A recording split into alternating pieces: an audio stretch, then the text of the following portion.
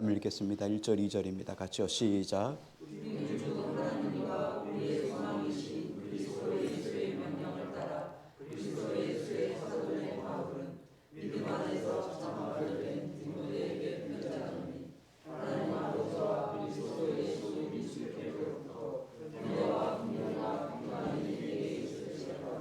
아멘. 우리 지난 주간에 디모데전서 개관을 조금 했고요. 오늘 1장 1절 2절 2절 가지고 함께 은혜를 받기를 원합니다. 바울이 신약 성경에서 바울이 쓴 서신은 14편입니다. 그 중에 히브리서는 아볼로가 썼다 혹은 바울이 썼다 하는 설이 있지만 바울이 썼다는 것으로 가정하면 14편의 성경을 바울이 썼습니다.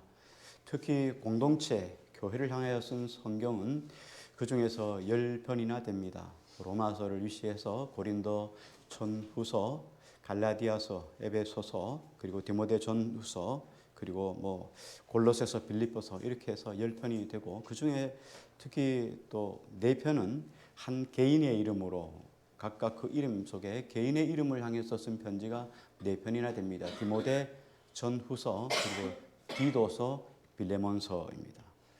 근데 빌레몬은 오네시모라고 하는 그 종의 주인이었기 때문에 한 개인이죠. 그래서 그 빌레몬서를 빼면은 디모데나 디도는 목사예요. 에베소 교회를 담임했던 목사. 그래서 목회를 위해서 목회자에게 쓴 편지라고 이야기를 해서 그래서 이 3편을 목회서신이라고 이야기를 합니다. 그 가운데 빌립보서와 같이 이렇게 옥에서 쓴 편지, 그래서 옥중서신이라고 하는 별명이 또 붙기도 하죠. 그래서 디모데 전서, 후서, 디도서를 가지고 우리는 목회서신이라고 이야기를 합니다. 디모데 전서는 바울이 옥에 갇혔다가 나온 뒤에 AD 63년경에 마게도냐 지역에서 디모데에게 편지를 보낸 것이 디모데 전서입니다. 비록 목회자에게 목회자였던 디모데에게 보낸 편지였지만 이 편지의 수신자는 디모데를 위시해서 모든 에베소 교회 그리고 그 근동에 있었던 소아시아에 있었던 모든 교회 성도들을 향한 편지예요. 1절에 보면 디모데에게 너희에게라는 말을 썼어요. 헬라어의 1인칭 수라는 단어를 썼습니다. 그러나 6장 21절에 보면 너희에게라는 말을 썼어요. 쉬라는 말을 썼는데 2인칭 복수예요. 그러니까 디모데에게만 아니라 디모데를 위시한 모든 공동체에게 보내는 편지라고 대상을 가지고 있습니다. 그래서 첫 번째 대상은 교회에서 복음을 증거하는 디모데에게 1차적으로 쓴 것이고요. 뿐만 아니라 삶의 현장에서 목회를 하고 있는 일반 성도들, 이게 2차적인 대상이에요. 우리가 다 목회자이지요. 여러분도 왕같은 제사장, 목사도 왕같은 제사장. 목사는 교회에서 복음을 증거하는 목회하는 목사라면 여러분들은 삶의 현장에서 목회를 하는 목사예요. 삶의 현장에서 목회를 하는 목회자입니다. 여러분의 삶의 직장에도 직장 목회를 하는 거예요. 가정에서 가정 목회를 하고 여러분의 삶의 바운더리 속에서 여러분들의 목회를 하고 있는 거예요. 그런 의미에서 여러분들은 삶의 목회자다 이렇게 보게 됩니다. 그러므로 이 서신서는 한 사람의 대상이 아니라 이 두 부류가 같이 합력해서 하나님의 나라를 세워가라 하라고 하는 바울의 당부가 이 안에 포함되어 있습니다. 자, 먼저 디모데에 대해서 조금 생각해 보려고 합니다. 디모데는 헬라어의 디모데 이름은 디모데우스라고 하는 이름이에요. 데우스라고 하는 말은 헬라어의 하나님이란 뜻이에요. 데오라는 말, 티모라고 하는 말은 공경이라는 말이에요. 그래서 디모데라고 하는 이름의 뜻은 하나님을 공경하는 자라는 이름이 안에 내용의 뜻이에요. 우리 각각의 이름의 그 뜻이 포함되어 있듯이 말이죠. 그 당시에 로마 시대의 사람들은 이름에 어떤 의미를 두었습니다. 그래서 이름만 이야기를 해도 그 이름을 통해서 의미를 두고 의미를 깨달았던 시대가 바로 이 로마가 지배하고 있었던 시대였어요. 그러니까 로마인들뿐만 아니라 로마가 지배하고 있었던 모든 지역의 사람들이 이런 것들을 알고 있었어요. 이름 속에는 한 사람의 인생과 바램과 어떤 소망이 오롯이 다 포함되어 있구나 하는 것들을 가지고 있어요. 성경에서도 마찬가지죠. 성경에도 한 사람의 이름은 한 사람의 인생과 직결되어 있어요. 그래서 인생의 삶을 풀어가는 것들을 보면 그대로 이름대로 펼쳐지는 것을 보게 되죠. 때때로 아브람, 한 사람의 아버지라는 의미에서 아브라함, 열국의 아버지라는 이름으로 하나님이 바꾸어 주심으로 아브라함을 믿음의 조상으로 세워져 가는 하나님의 의도가 그 안에 포함되어져 있는 것과 같다고 볼 수가 있습니다. 그러므로 디모데전서는 디모데는 어떤 의미에서 이름 자체에서 이미 하나님을 공경하는 사람으로 그렇게 살아가도록 운명이 만들어졌다. 이렇게 볼 수가 있겠죠. 디모데전서는 디모데가 교회에서 성도들을 바울이 쓴 편지예요. 그래서 바울이 디모데에게 이 편지를 쓰면서 디모데가 목회하는 그 에베소 교회의 모든 성도들이 하나님을 공경하고 진실한 마음으로 하나님을 섬길 수 있는 사람이 되도록 가르치고 지도하기 위해서 쓴 편지예요. 그래서 그런 의도로 오늘 이 편지를 쓴 거죠. 성경은 디모데가 어떤 사람인지 어떤 환경 속에 살아왔는지를 배경을 성경이 설명해 주고 있어요. 우리가 잘 아는 것처럼 디모데의 아버지는 헬라인입니다. 어머니는 유대 여자였죠. 유니게라고 하는 여자입니다. 그런데 이 유니게의 어머니가 외조모 로이스라고 하는 사람이 신실한 믿음의 어머니예요. 그래서 외예가 쪽으로 신실한 믿음을 가졌던 어머니의 믿음을 그다음 유니게가 받아들이고 그리고 유니게가 디모데를 믿음으로 잘 양육해 간 사람이에요. 3대째 믿음을 세워간 가정이었죠. 바울은 이 가정에 대해서 디모데의 믿음에 대해서 이렇게 이야기를 합니다. 디모데가 거짓이 없는 믿음이라. 이 가정을 향해서 바울이 이야기한 것도 그렇고 디모데를 향해서 말씀한 것도 그렇고 거짓이 없는 믿음을 가졌다. 이렇게 바울이 이야기했어요. 디모데의 가정은 대대로부터 신실한 믿음의 가정이었어요. 우리가 마찬가지인데요. 우리가 살아가다가 예수를 믿잖아요. 어릴 때부터 예수를 믿었다면 그 가정의 어떤 철학, 그 가정의 환경, 그 가정의 배경이 이 사람의 삶 속에 녹아질 수 있죠. 그런데 우리가 성장하고 난 다음에 예수를 믿으면 세상 속에 가지고 있던 배경이나 환경도 이 사람이 그대로 그 환경을 가지고 신앙생활을 하게 돼요. 그리고 복음이 들어와서 이 복음 속에서 이 환경들이 없어지고 벗어져서 온전한 복음의 기둥을 세워가기까지가 수많은 세월이 걸려요. 우리가 그냥 그리스도인으로 살아갈 때도 세상 속의 풍조나 세상의 어떤 사상의 어떤 물결들이 그대로 와서 우리에게 영향을 끼치는데 세상 속에서 오랫동안 살았기 때문에 우리는 세상의 가치관을 그대로 가지고 살아갈 수가 있기 때문이에요. 그래서 마찬가지로 디모데도 가지고 있는 삶의 배경이 있어요. 환경이 디모데에게 정말 그 가정적인 배경이 있는데 여기 보면 성경 출애굽기 20장에 보면 20장 6절에 보면 우리가 잘 아시는 말씀인데 십계명을 말씀하시기 전에 출애굽기 20장 6절을 말씀하고 있어요. 신명기 6장 출애굽기 20장에 그 십계명이 있는데 20장 6절에 보면 이렇게 말씀을 합니다. 나를 사랑하고 내 계명을 지키는 자에게는 천대까지 은혜를 베푸느니라. 이렇게 이야기를 합니다. 우리가 여러 가지 한 사람을 세워가는 그 신앙의 배경이 여러 가지지만 그 중에 가장 베이스가 되는 것이 가정적인 배경입니다. 어떤 가정에서 이 사람이 살아왔는가, 그 가정적인 배경이 이 사람의 온 인생의 신앙에 영향력을 끼쳐요. 그리고 그것이 삶 속에서 그대로 드러나죠. 부모님의 신앙이 그래서 그만큼 중요한 거예요. 부모님이 어떤 사람이었냐? 그러면 그 자녀의 삶 속에서도 오롯이 그게 배어날 수밖에 없는 것과 같아요. 근데 여기 보면 우리가 출애굽기 20장 6절처럼 나를 사랑하고 내 계명을 지키는 자에게는 천대까지 은혜를 베푸느니라. 다시 말하면 이 해석은 어떤 거냐면 한 세대가 믿음을 잘 지켜나가면 천대까지 은혜를 받는다는 하나님의 공의로운 약속이에요. 그러니까 이 약속이라는 것은 뭐냐면 내게 이 약속이 주어졌는데 내가 내 인생만 내 세대만 잘 먹고 잘 살고 그렇게 하다 행복하고 죽는 것이 아니라 또 다음 세대, 손주들 세대, 또 그 다음 세대 계속 천대까지 하나님의 은혜와 영적인 복지를 누리는 사람이 되도록 내가 이 세대 속에서 믿음을 잘 지켜나가야 한다는 사명을 가지고 살아가는 사람들이라는 거예요. 내가 이런 중압감을 가지고 있어요. 천대가 하나님의 영적인 복지 안에 살아가기 위해서는 내가 잘 살아야 되겠다. 이게 우리의 사명이에요. 내가 대충 살아가면 다음 세대가 어떤 삶이 펼쳐질 줄은 아무도 장담할 수 없는 거예요. 그래서 다만 하나님의 그 약속을 굳게 붙잡고 오늘도 믿음으로 살려고 힘쓰고 애쓰는 거죠.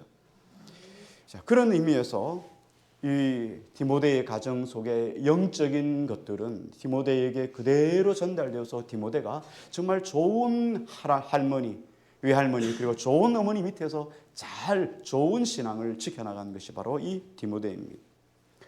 바울이 디모데를 만난 것은 제2차 전도 여행 기간이었던 AD 49년에서 52년 사이에 이 디모데를 만나게 됩니다. 더베와 루스드라 지역을 전도 여행을 하다가 그때 아주 젊은 어린 디모데를 만나게 됩니다.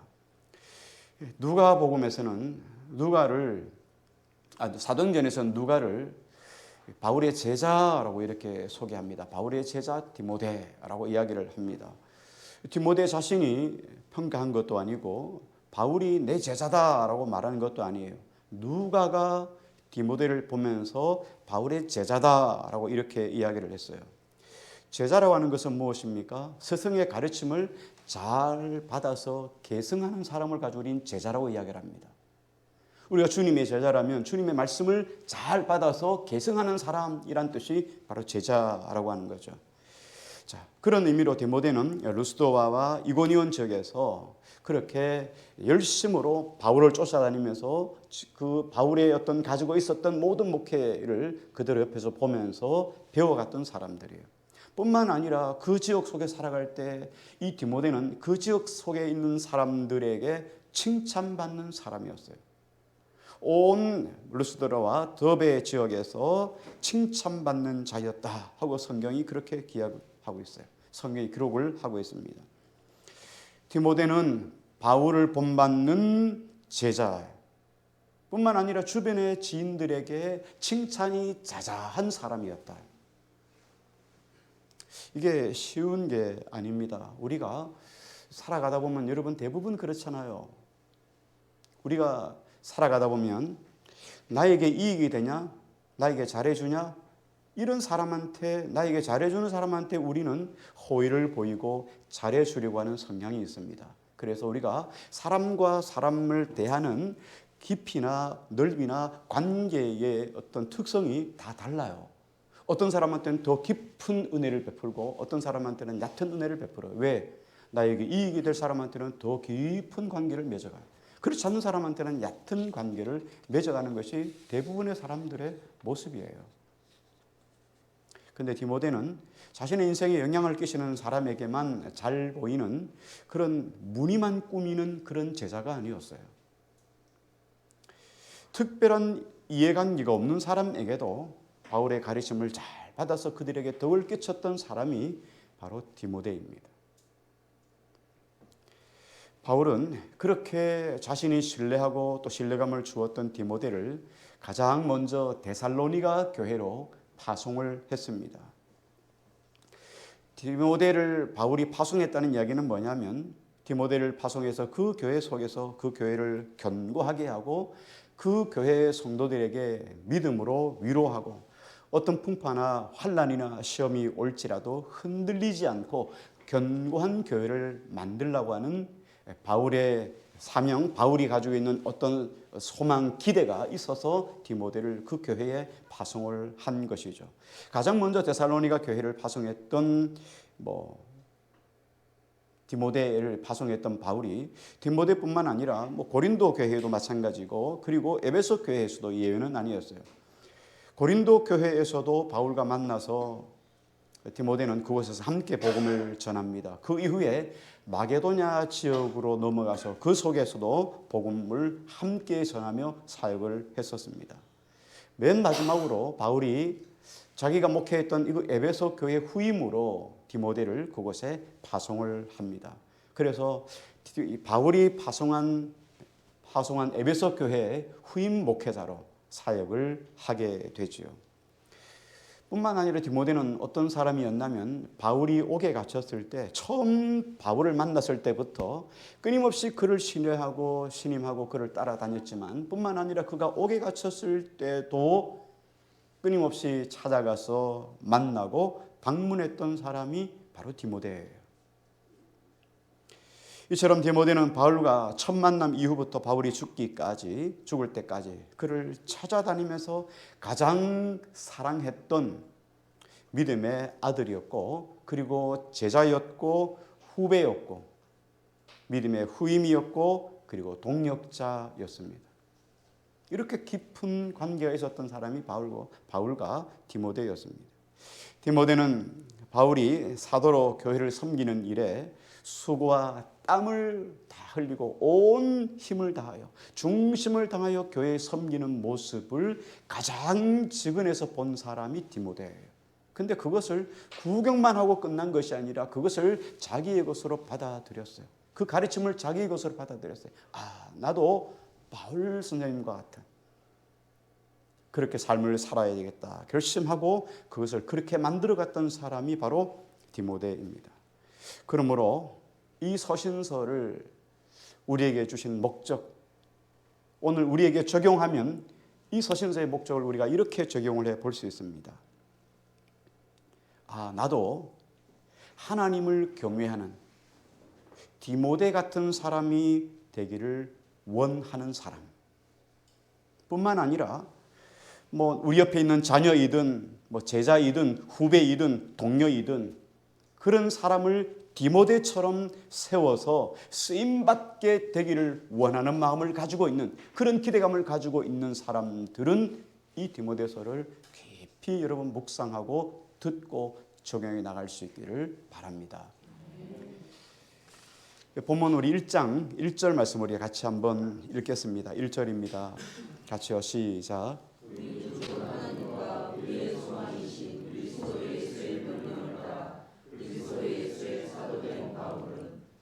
여기 바울은 그리스도 예수의 사도된 바울이라고 이야기를 해요. 바울, 사도라고 하는 말은 헬라어의 아포스톨로스라고 이야기합니다. 아포스톨로스라는 말은 보냄을 받은 자라는 뜻이에요.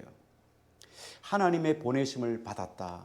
하나님 보내심을 받아서 교회에서 공적인 임무를 수행하는 사람을 가지고 있는 사도라고 이야기를 합니다.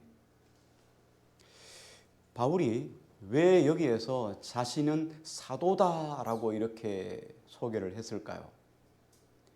바울이 여기에서 사도된 바울이라고 이야기를 하는 이유는 지금 이 편지가, 디모데에게 보낸 편지가 사적으로 한 개인에게 보내는 편지가 아니라 교회에 보내인 공적인 글이다 하는 의도로 사도된, 예수 그리스도로 말미암아 사도된 바울이라고 이렇게 쓴 거예요. 다시 말하면 이 편지는 공적인 편지다라고 하는 의미예요. 이 서신서가 공적이라고 하는 이유는 여러분 말씀했죠. 한 개인에게 쓰는 그런 편지가 아니라, 그렇죠, 너희에게라는 말로 6장 21절 말씀 이야기했죠. 너희라는 말은 2인칭 복수라 그랬죠. 그래서 디모데 한 개인이 아니라 전체 에베소 교회 성도 모두를 향한 편지, 그런 의미로 공적인 성향의 편지다라고 하는 것을 바울이 친히 기록해 두기 위해서 여기 보면 사도된 바울이라는 말을 썼어요. 목회자도 자신의 어떤 직분 그리고 목회 이런 데에 대해서 목회자는 확실한 철학이 있어야 됩니다. 내가 누가 나를 세웠는지, 내가 어떤 사역을 해야 되는지, 내가 어떤 목표를 향해서 지향하며 살아가야 되는지에 대해서 확실하게 알아야 되겠지만 뿐만 아니라 마찬가지예요. 교회를 구성하는 성도 전체도 목회자의 직분이 무엇인지, 목회의 성경적인 원리가 무엇인지를 동일하게 이해를 해야 됩니다. 여러분들이 이해하지 못하면 엇박자가 나기 때문이에요. 그래서 양쪽 모두가 다 목회자가 무엇이고 목회가 무엇인가를 분명하게 알 수 있어야 됩니다. 목회라고 하는 것은 목사라고 하는, 목회자라고 하는 소수의 전유물이 아니라 온 성도가 함께 협력해서 나가는 공동체 사역이기 때문입니다. 여러분, 교회가 목사가 세운다고 세워지는 게 아니죠. 성도만 힘쓴다고 교회가 세워지는 게 아니죠. 이 두 개가 딱 맞아야 교회가 온전히 세워지는 거예요. 그러니까 목사만 목회를 알아도 되는 것이 아니고 성도만 목회를 알아서도 안 되고, 이 두 사람이, 두 진영이 같이 목회라는 것이 무엇인지, 목회자가 무엇인지를 분명하게 알아야 교회가 온전히 세워질 수가 있습니다. 사도의 직분을 주신, 예수 그리스도가 사도의 직분을 주셨다 이렇게 이야기를 했는데, 바울을 사도로 세운 건 누구입니까? 하나님 있죠. 예수 그리스도의 사도 됐다 그렇게 말했죠. 여러분, 사도가 되었다는 것은 교회에서 투표를 해서 표결로 된 게 아니에요. 사도회가 모여가지고 선출한 것도 아니에요. 뿐만 아니라 특정한 사도회에서 지명해서 부른 것도 아니에요. 이 사도라고 하는 것은 하나님이, 주님이 친히 지명해서 명령으로 세워진 것이다 하는 것이 바울의 이야기예요. 예수님의 제자들도 마찬가지죠. 예수님이 제자들을 세울 때 해변으로 가서 너는 나를 따르라 이렇게 이야기할 때 제자가 어떻게 합니까? 따를 것인가 말 것인가 고민하다가 따르기로 작정하고 나가죠. 그러면 사도가 되는 거예요.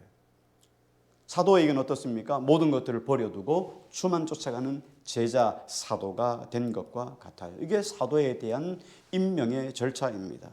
그러므로 바울이 사도되었기 때문에 사도로서 활동하는 그 모든 권위는 누구에게서 온 것입니까? 하나님으로부터 온 것이에요. 그래서 바울은 이 사실을 초두에 밝히기 위해서 디모데가 바울을 통해서 가르침을 받는 모든 권위도 누구의 명령이라고요? 주님의 명령, 하나님의 명령으로부터 나온다는 것을 지금 1절에 밝혀주고 있는 거예요. 사실 디모데는 나이가 어립니다. 나이가 어리다는 이유로 교회로부터 많은 어려움을 겪었어요. 여러분, 그런 경우가 많아요. 목회 초기에, 목회 초창기에는 대부분 나이가 어리잖아요. 그렇죠? 지금은 저도 한 나이를 하는데, 어릴 때는, 목회 어릴 때는 사람들이 이 나이 때문에 잘 안 듣는 사람들이 많아요. 참 신기하죠. 왜? 그냥 인간적으로 사람이 어리니까. 그래서 나이가 많다고 그랬어요. 목회를 하면은 처음에 가끔씩 제가 말씀을 드립니다만 시골 목회를 하다 보니까 가장 좋은 게 어머님, 아버님이거든요. 아이고 어머님 나오셨어요. 아버님 나오셨어요. 그러니까 나중에는 진짜 어머님처럼 저희한테 잔소리를 하고 그러더라고요. 복음이 뭔지를 모르니까 그게 뭔 의도인지 몰라요. 그러니까 나이가 어리니까 자식 같으니까 그냥 막 이렇게 가르치려고 하고 말이죠. 그래요. 그런 일들이 참 많죠. 동일하게 이 디모데도 마찬가지. 나이가 어리다 보니까 디모데가 사역하면서 많은 어려움을 경험했어요. 이런 사실을 바울이 너무나 잘 알고 있었죠. 그렇기 때문에 젊은 사역자 디모데를 에베소 교회의 목회자로 세웠어요. 그러면서 이렇게 이야기하는 거예요. 자신의 사도적인 권위가 누구에게서 왔냐면 하나님께로부터 왔다는 거예요. 나 바울의 사도적인 권위가 하나님으로부터 왔는데 이제 이 공적인 편지를 빌어서 디모데와 에베소 교회에게 다시 한번 이 권위가 하나님께로부터 왔다는 것을 사람들에게 공포하는 거예요. 여러분, 목회자의 권위는 어디로부터 왔을까요? 성도로부터 왔을까요? 여러분들이 투표해서 위임하기로 하고 이렇게 하잖아요, 교회가. 그렇죠? 목사의 권위는 어디서부터 왔을까요? 누구로부터 왔을까요? 그렇죠. 하나님으로부터 왔습니다. 자, 그러나 단 목사의 권위는 하나님의 명령, 주님의 명령, 명령으로부터 주님으로부터 오는 것이 맞습니다. 자, 그런데 중요한 건 뭐냐면 목회자가 주님의 명령에 순종할 때 그 권위가 정당성을 발휘한다는 거예요. 뭐 여러분 목회하다 보면 이런 경우가 있어요. 하나님으로부터 온 권위라고 권위가 있다고 하면서 주님의 말씀의 명령에 기초해서 권위를 사용하지 않고 자기 개인의 어떤 권위, 목사다라고 하는 그 타이틀을 가지고 그 권위를 내세울 때는 수치를 당할 수 있어요. 하나님의 권위, 말씀의 명령에 순종해서 나가는 권위는 하나님이 지켜주셔요. 그 권위에 대해서 하나님이 힘을 실어주시고 하나님이 그 가운데 함께 해주셔요. 그러나 개인의 권위를 가지고 자꾸 나가면 수치를 당하게 돼요. 공동체에 재앙이 오기도 합니다. 그러므로 모든 부르심에는 여러분들이 다 세울 때 그렇잖아요. 장로님도 세우고 권사님들도 세우고 집사님도 세울 때 다 표결로 이렇게 세우고 가잖아요. 그러나 표결로 세웠지만 그 뒤는 누가 세운 거예요? 하나님의 명령에 의해서 세운 거예요. 교회가 유익하기 위해서 세운 거 아닙니다. 여러분들 교회가 유익하기 위해서 세운 게 아니에요. 하나님의 명령에 의해서 세운 거예요. 이해가 잘 안 되십니까? 하나님의 뜻에 의해서 교회가 세워진다는 거예요. 여러분 교회에 덕을 끼치는 거 물론 중요하죠. 그러나 그더 중요한 건 뭐냐면 하나님이 몸된 교회, 하나님이 세우고자 하는 교회를 위해서 여러분이 세워진 것이지 교회가 여러분 뭐 잘 되려고 그 교회에 세운 것이 아니라는 거예요. 이게 하나님의 명령이 있기 때문에 디모데를 그렇게 에베소 교회 목사로 세웠다 하는 것이 바울의 편지예요. 바울은 또 이렇게 이야기를 합니다. 하나님을 뭐라고 말씀하시죠?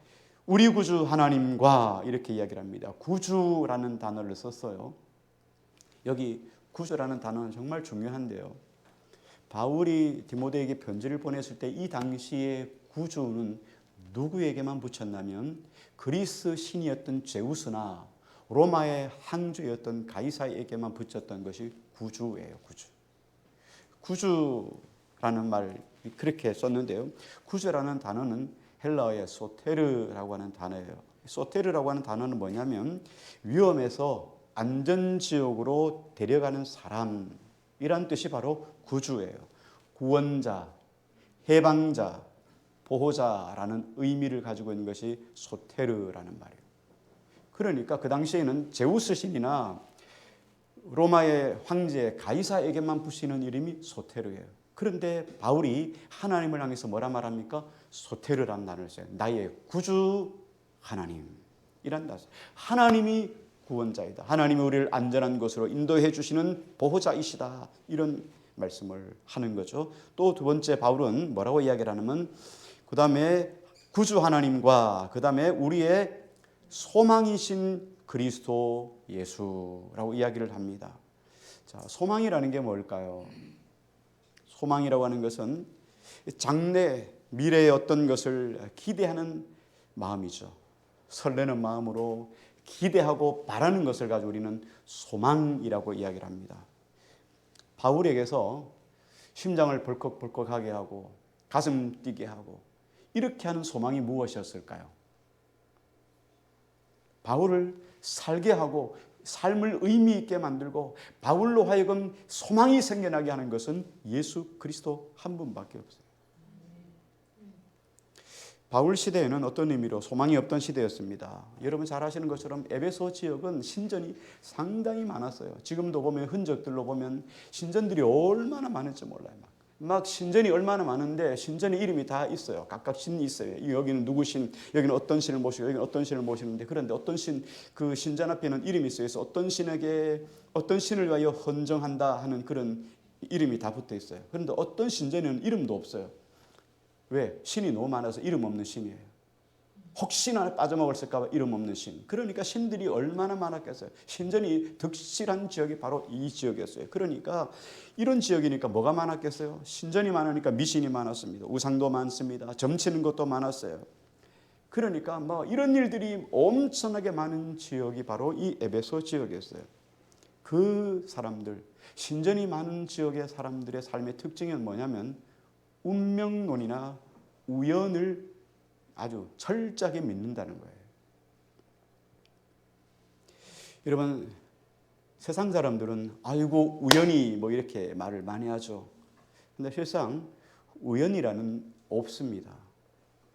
우연이라는 것은 어떻게 된 것인지 모르지만 됐다. 그런데 어떻게 된 건지 모르지만 됐다 하는 것을 이름을 붙이기가 너무 어려우니까 뭐라고 씁니까? 우연이라고 이야기를 하는 거예요. 나도 잘 모르겠는데 됐어. 우연히 됐어. 뭐 이렇게 이야기를 하잖아요. 원인 모를 행운이 따라올 때 우린 우연이라는 말을 써요. 그러나 믿음 안에서는 그 우연이 하나님의 손길이란 말이에요. 그래서 우리는 막연히 감나무 밑에서 입을 벌리고 감 떨어지기를 기다리는, 행운이 떨어지기를 기다리는 그런 삶을 살아가지 않는 사람들이 바로 그리스도인이에요. 그렇게 삶을 살아가는 것을 우리 뭐라고 말합니까? 미신이라고 이야기하는 거예요. 막연한 것을 기대하지 않고 우리의 소망을 살아계신 예수 그리스도에게 두는 것이에요. 이게 참된 소망입니다. 바울은 그 소망을 로마서에서 이렇게 표현을 합니다. 로마서 5장 5절에 소망이 우리를 부끄럽게 하지 아니함은 우리에게 주신 성령으로 말미암아 하나님의 사랑이 우리 마음에 부은 바 됨이니. 하나님의 사랑이 우리 안에 부음받아서 그 소망을 끊임없이 붙잡고 살아갈 수 있도록 하게 만드시는 거죠. 그래서 그 소망이 바로 우리의 그 소망의 내용이 예수 그리스도십니다. 사도 바울은 부활 이후에 심판을 행하시는 분이 예수 그리스도이기 때문에 우리를 위하여 죽기까지 하신 예수 그리스도, 그분이 우리의 영원한 소망이라고 바울은 끊임없이 고백하고 있습니다. 자, 우리 2절 말씀 다시 한번 같이 읽겠습니다. 우리 2절 말씀 읽습니다. 같이요. 시작. 믿음 안에서 참 아들 된 디모데에게 편지하니 하나님 아버지와 그리스도 예수 우리 주께로부터 은혜와 긍휼과 평강이 내게 있으시리로다. 디모데는 바울이 보낸 편지의 직접적인 수신자라고 이야기를 했습니다. 그런데 바울이 디모데를 향해서 이렇게 말을 합니다. 믿음 안에서 참 아들 된 디모데에게. 아들이라고 이야기를 하니까 우리가 존재론적으로 생각할 수 있는데 존재로 이야기하는 게 아니라 디모데는 바울의 아들이 아닙니다. 아들일 수가 없죠. 영적인 아들이에요. 신앙적인 차원에서 지금 아들이라 이렇게 부르는 거예요. 우리가 세상을 살다 보면 낳은 부모가 있고 길러준 부모가 있습니다. 신앙도 마찬가지죠. 낳은 부모가 있고 길러준 부모가 있습니다. 복음을 전파하는 사람은 모든 사람에 대해서 자녀에게 대하듯이 하셔야 됩니다. 아버지의 마음으로 사랑을 베풀어야 돼요. 이게 복음 전하는 자의 마음이에요. 바울이 디모데를 어떻게 키웠다고요? 자녀같이 키웠다는 거예요. 자녀같이 세워갔다는 거예요. 이게 복음을 전하는 모든 사람들의 마음이어야 해요. 자녀 같은 마음으로, 자녀를 키우는 마음으로 복음을 받아들이는 사람들을 대하고 섬기고 세워가야 됩니다. 만약에 교회 안에 이런 아버지의 마음, 아비의 마음을 가진 사람이 없다면 교회는 심각한 교회예요. 문제가 아주 심각한 교회예요. 그래서 바울이 이런 이야기를 합니다. 고린도전서 4장 15절에 그리스도 안에서 1만 스승이 있으되 아비는 많지 아니하니 그리스도 예수 안에서 내가 복음으로 너희를 낳았습니다. 이 이야기는 뭔 이야기예요? 이 이야기는 목회자를 꾸짖는 내용이에요. 너희가 설교할 때 실천이 없는 화려한 이론만 외치고 그것을 실천하지 않는 현란한 설교만 생산해내는 삶이 없는 목회자를 향하여 꾸짖는 바울의 이야기죠.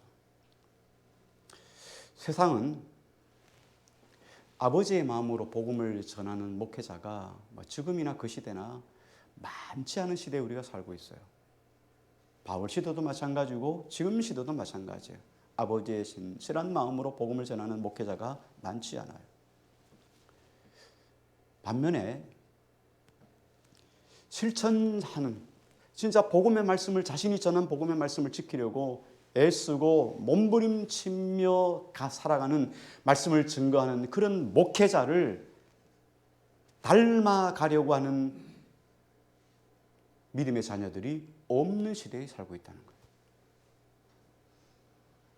그렇잖아요. 아버지의 마음으로 복음을 전하는 목회자가 필요한 시대예요. 그렇다면 그런 아버지의 마음을 가지고 목회하며 복음을 전하는 그 목회자를 닮아가는 자녀 같은 사람이 있어야 되지 않겠어요?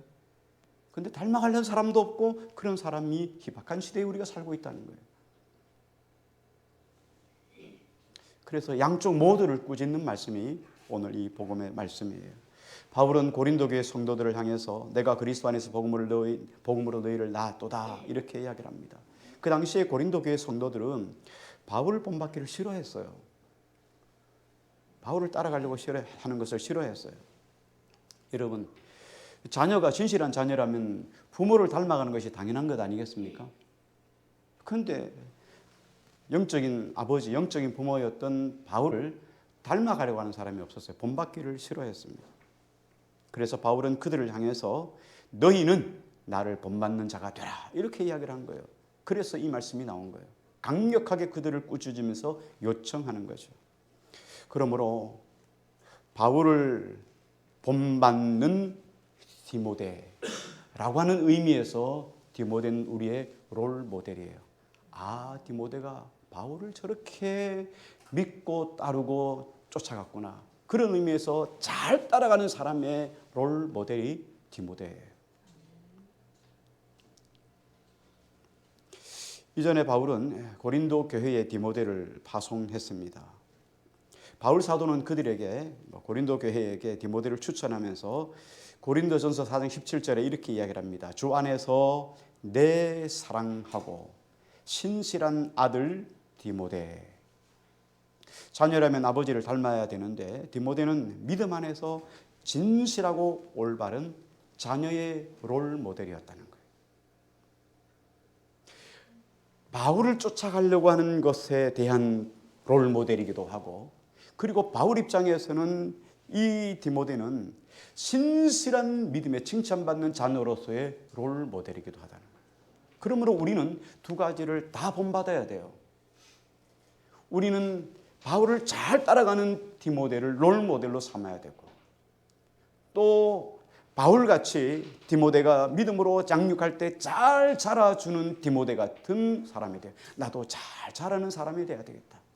그리고 뿐만 아니라 잘 따라가는 사람이 돼야 되겠다 하는 게 디모데가 우리의 롤 모델입니다. 그런 디모데를 바울이 에베소 교회에 파송을 했습니다. 그러면서 바울이 이런 이야기를 합니다. 바울이 각 교회에서 가르치는 것을 생각나게 하기 위함이다. 이렇게 이야기를 했어요. 자, 여러분 생각해 보세요. 바울을 가장 잘 닮은 사람이 디모데라 그랬죠. 그래서 바울이 지금 없는 에베소 교회에 디모데를 보내니까 사람들이 디모데를 보면서 지금 누구를 보는 것 같습니까? 바울을 보는 것 같은 거예요. 그러니까 디모데가 와도 어떤 것을 가르쳐도 다 바울이 가르친 것처럼 받아들일 수 있었던 거죠. 어떤 의미로 세상이 여러분들을 바라볼 때, 여러분의 믿음의 사람들이 여러분을 바라볼 때 누구를 바라보시냐면요, 여러분이 주님을 본받으려고 애쓰고 힘쓰고 그렇게 살아가면 사람들은 여러분을 보면서 주님을 닮아가게 되는 거예요. 이게 우리에게 던져주신 메시지이지요.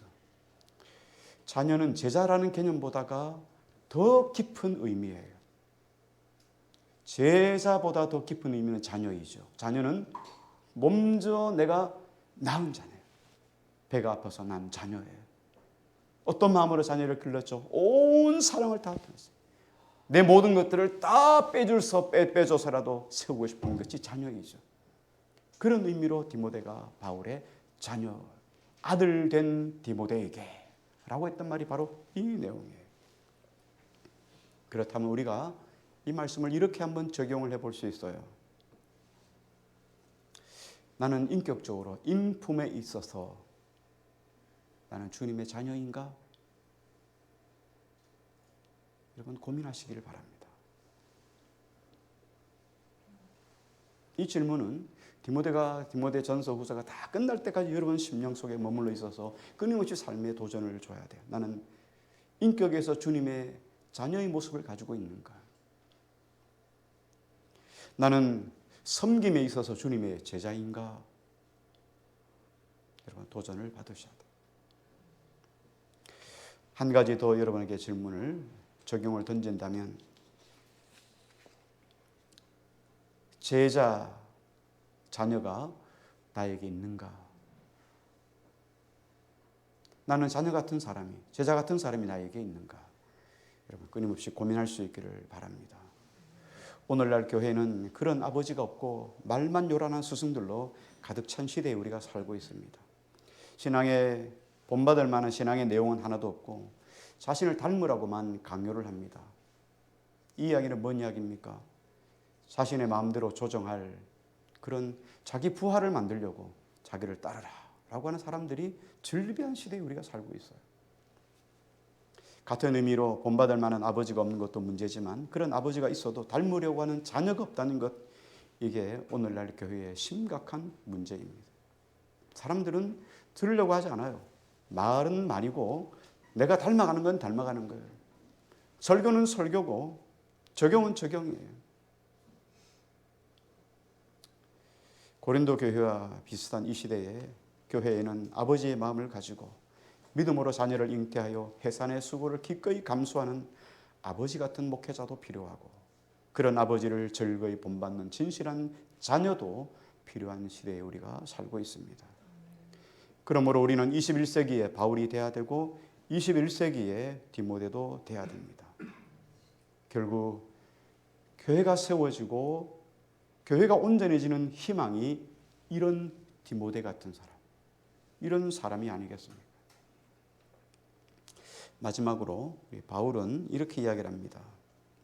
진실한 믿음의 자녀 디모데에게 은혜와 긍휼과 평강이 있기를 원하노라. 이렇게 했어요. 여러분, 은혜, 긍휼, 평강, 이건요 세상이 줄 수 없는 거예요. 여러분, 세상이 평강을 줄 수 있다고 생각합니까? 세상이 긍휼을 줄 수 있습니까? 세상이 은혜를 줄 수 있습니까? 이거는 예수 그리스도만, 하나님만 우리에게 줄 수 있는 것이 은혜와 긍휼과 평강이에요. 하나님 아버지와 예수 그리스도로부터만 나오는 거예요. 우리는 세상 속에서 이런 평강을 누리려고, 이런 은혜를 누리려고, 이런 긍휼을 누리려고 세상 이곳저곳을 기웃거리지만 세상은 절대로 기쁨을 줄 수 없습니다. 그래서 시편에 보면 이런 말씀을 하죠. 하나님을 아는 기쁨, 이 기쁨은 우리가 추수날의 곡식의 풍성함보다 더하도다. 통장에 물질이 쌓이면 여러분 평강이 오는 거죠. 마음은 좀 든든해지겠죠. 없는 것보다는 더 든든해지겠죠. 그러나 진실한 평강은 그 속에서 오는 게 아니에요. 하나님으로부터 오는 것이죠. 여기 은혜 이렇게 이야기를 했는데, 하나님 아버지 그리고 그리스도 예수, 우리 주님이 우리에게 베푸시는 사랑을 가지고 우리는 은혜라고 이야기합니다. 은혜는 다른 말로 조건이 없는 거예요. 자격이 없는 거예요. 대가 없는 거예요. 여러분, 은혜를 신앙생활 한 5년 이상, 10년 이상 한 사람을 준다 이렇게 말하면 기준이 되잖아요. 근데 주님은 관계없어요. 남녀노소, 예수 처음 믿은 사람이나 믿지 않은 사람이나 믿는 사람이나 안 믿는 사람에게도 하나님이 하시고자 하면 모든 사람에게 하나님이 은혜를 베풀어 주셔요. 그러니까 자격이나 기준이 없어요.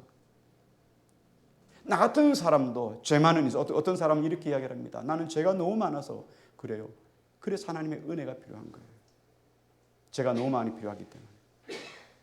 이런 나를 위해서도 주님이 나를 위하여 십자가에 못 박혀 죽어주셨다는 거예요.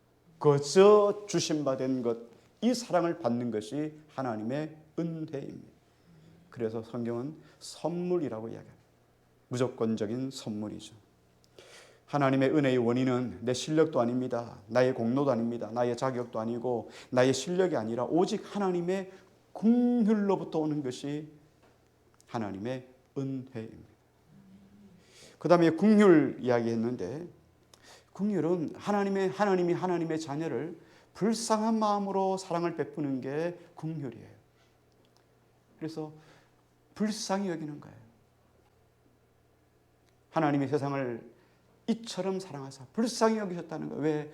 죄악 가운데 죄를 가지고 살아가다가 영원한 지옥에 떨어지는 것이 우리 인생이에요. 한 치 앞을 바라보지 못하고 살아가는 게 우리 인생이에요. 이 땅에 천년 만년 살 것 같은데 몇 년 지나면 한 세대가 또 사라져 버렸어요.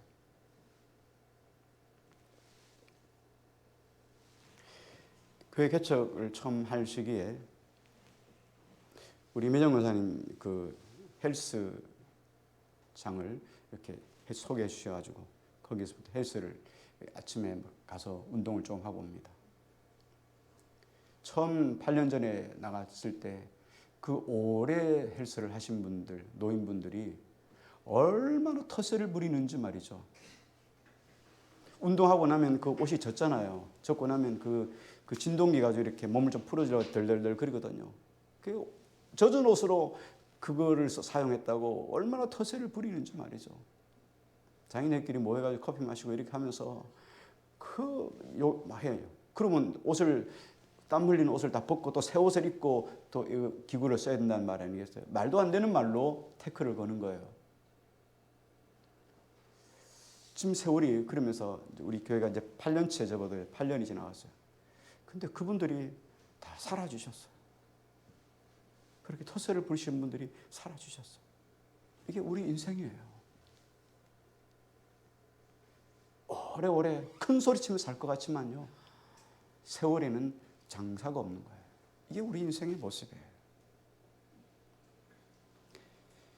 다 죽어가는 그 가운데 뭐 대단한 것처럼 인생을 사는 것처럼 보이지만 그래서 다 지옥 가는 것이 우리 인생이에요. 그런 우리를 주님이 불쌍히 여기셔서 건져서 그 많은 지구촌의 그 수많은 인구 중에서 하나님 우리를 건져 예수 믿게 하고 영원한 천국을 값없이 거저 주셨다는 것은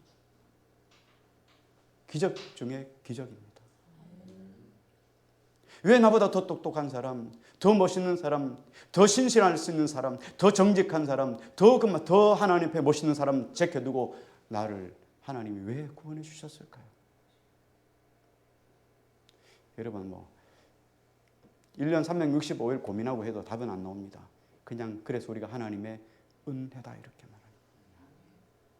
그러니까 고민 없이 그냥 받아들이니까 거저 준 거라고 생각하시는데, 거저 줬다는 말은 값이 싸서 가죠. 1,000원짜리여서 그냥 준 게 아니란 말이에요. 값을 매길 수 없을 만큼 너무너무 비싼 값이어서 거저 주신 거예요. 근데 우리는 1,000원짜리로 여기는 거예요. 이 복음을, 이 구원을 1,000원짜리로 여기는 거예요. 하나님의 긍휼이에요. 여러분 집안에 귀하게 여기는 것, 그렇죠? 귀하게 여기는 것의 가치가 재산의 가치예요. 금덩어리 있으면 어디다 놔두나요? 신발장에 넣어놓나요? 쓰레기통은 어디 놓나요? 금고에 넣어놓나요? 가치가 나죠. 여러분의 복음의 가치가 얼마나 귀한 것이라면 그 복음의 가치를 따라서 하나님을 믿는 믿음의 가치가 달라져요. 복음을 많이 깨달아요. 하나님의 이름만 불러도 그 말할 수 없는 은혜가 너무 감동이 돼서 하나님, 이렇게 악한 죄인을 불쌍히 여기시고 구원해 주신 그 은혜가 감사하며 감격하며 인생을 삶을 살아갈 거예요.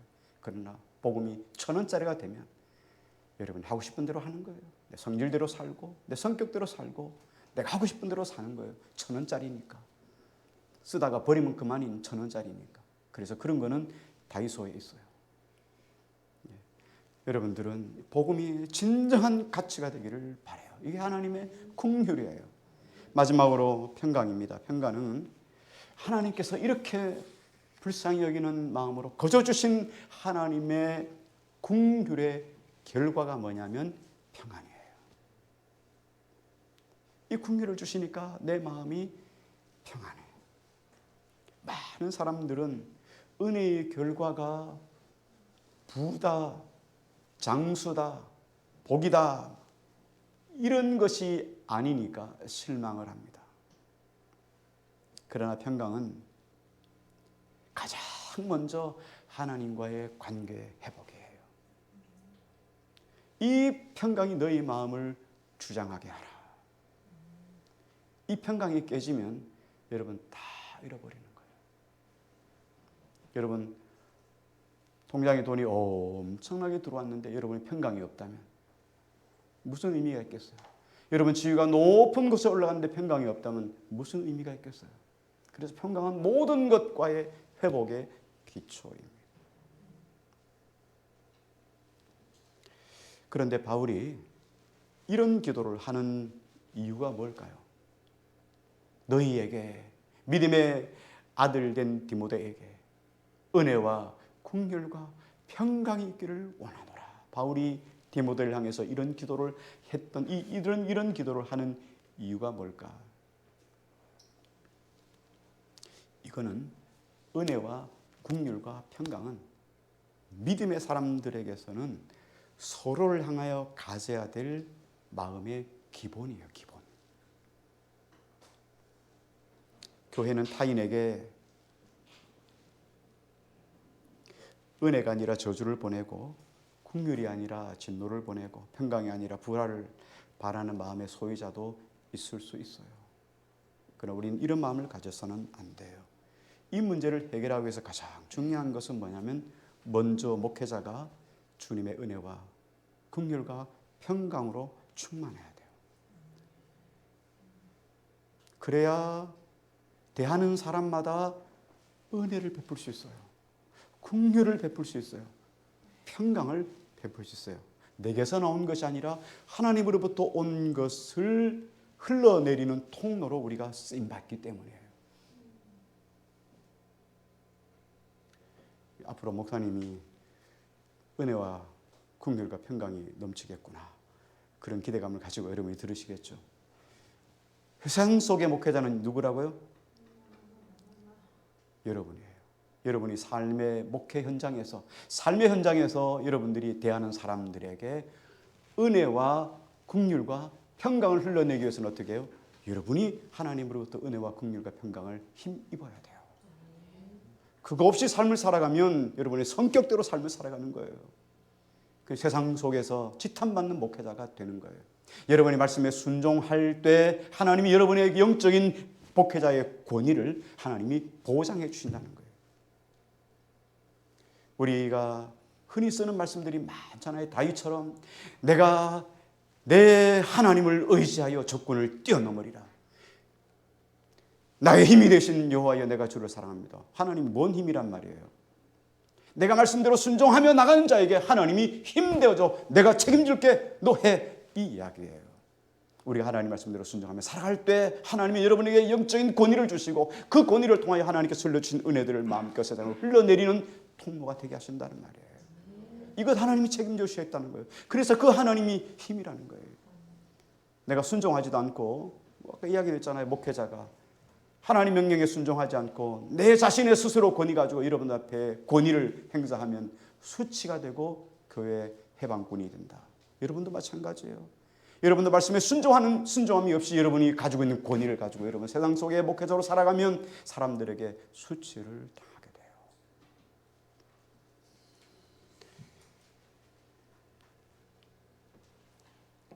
여러분은 여러분들을 만나는 사람들에게 이런 은혜와 긍휼과 평강을 전달하는 아름다운 통로가 되기를 원합니다.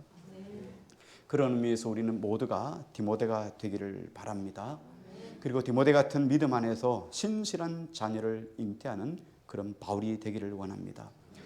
오늘 우리 모두는 바울 사도가 나에게 편지를 썼구나, 목사인 나에게 편지를 썼구나, 여러분들은 내가 생활의 목회자인 나에게 바울 사도가 편지를 써줬구나, 그런 의도로 오늘 여러분 디모데를 꾸준하게 깊이 묵상하며 삶 속에 적용하면 하나님이 주신 이 생명의 말씀 디모데전서를 통해서 여러분의 삶과 믿음이 온전히 세워질 것이고 하나님의 거룩한 은혜의 자리에 세워지리라 확신합니다.